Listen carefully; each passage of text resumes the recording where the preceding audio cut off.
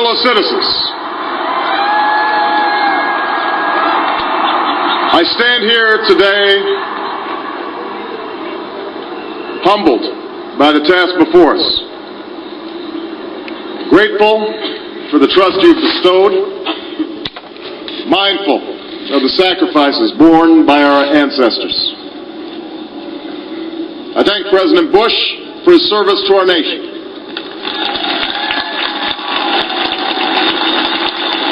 As well as the generosity and cooperation he has shown throughout this transition.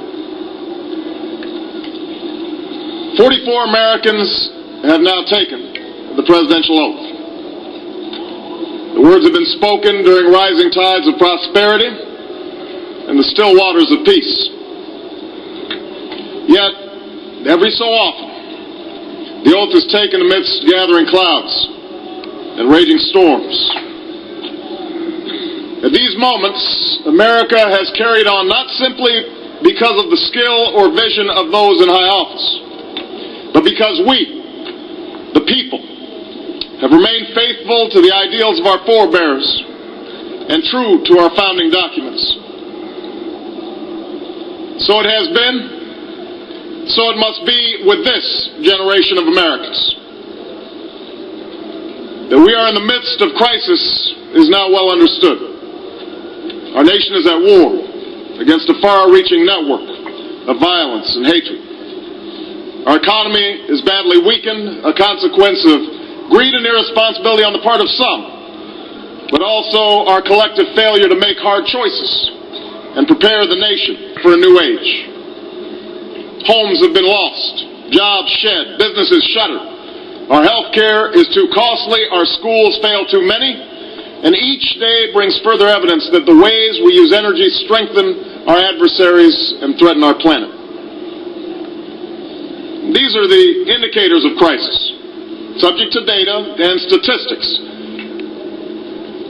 Less measurable, but no less profound, is a sapping of confidence across our land. A nagging fear that America's decline is inevitable, that the next generation must lower its sights.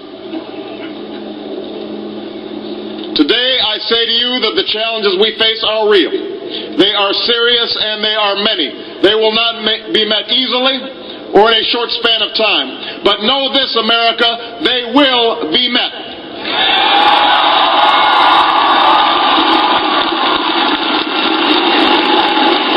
On this day, we gather because we have chosen hope over fear, unity of purpose over conflict and discord. On this day, we come to proclaim an end to the petty grievances and false promises, the recriminations and worn-out dogmas that for far too long have strangled our politics. We remain a young nation, but in the words of Scripture, the time has come to set aside childish things.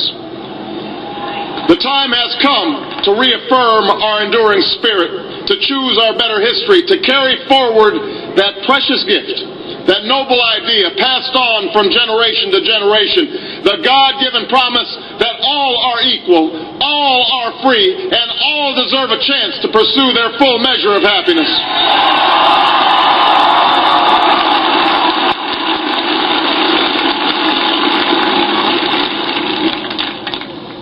In reaffirming the greatness of our nation, we understand that greatness is never a given. It must be earned. Our journey has never been one of shortcuts or settling for less.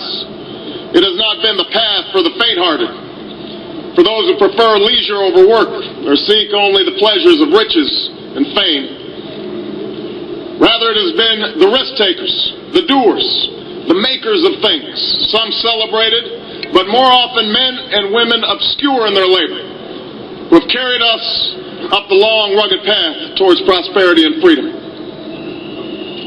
For us, they packed up their few worldly possessions and traveled across oceans in search of a new life. For us, they toiled in sweatshops and settled the West, endured the lash of the whip, and plowed the hard earth. For us, they fought and died in places like Concord and Gettysburg Normandy, and Khe Sanh. Time and again, these men and women struggled and sacrificed and worked till their hands were raw so that we might live a better life. They saw America as bigger than the sum of our individual ambitions, greater than all the differences of birth or wealth or faction. This is the journey we continue today. We remain the most prosperous, powerful nation on earth. Our workers are no less productive than when this crisis began. Our minds are no less inventive. Our goods and services no less needed than they were last week or last month or last year. Our capacity remains undiminished. But our time of standing pat, of protecting narrow interests and putting off unpleasant decisions, that time has surely passed. Starting today, we must pick ourselves up, dust ourselves off, and begin again the work of remaking America.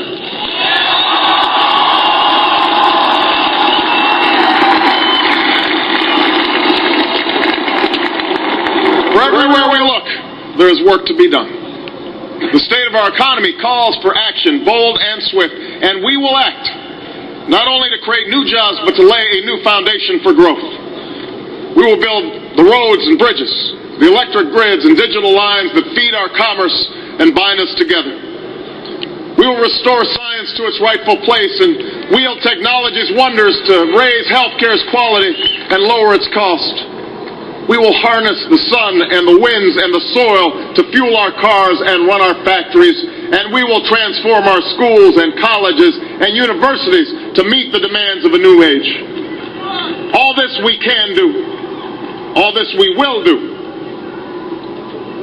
Now, there are some who question the scale of our ambitions, who suggest that our system cannot tolerate too many big plans. Their memories are short, for they have forgotten what this country has already done, what free men and women can achieve when imagination is joined to common purpose and necessity to courage. What the cynics fail to understand is that the ground has shifted beneath them, that the stale political arguments that have consumed us for so long no longer apply. The question we ask today is not whether our government is too big or too small, but whether it works, whether it helps families find jobs at a decent wage, care they can afford, a retirement that is dignified. Where the answer is yes, we intend to move forward. Where the answer is no, programs will end. And those of us who manage the public's dollars will be held to account to spend wisely, reform bad habits, and do our business in the light of day, because only then can we restore the vital trust between a people and their government. Nor is the question before us whether the market is a force for good or ill. Its power to generate wealth and expand freedom is unmatched. But this crisis has reminded us that without a watchful eye, the market can spin out of control. The nation cannot prosper long when it favors only the prosperous. The success of our economy has always depended not just on the size of our gross domestic product, but on the reach of our prosperity, on the ability to extend opportunity to every willing heart. Not out of charity, but because it is the surest route to our common good.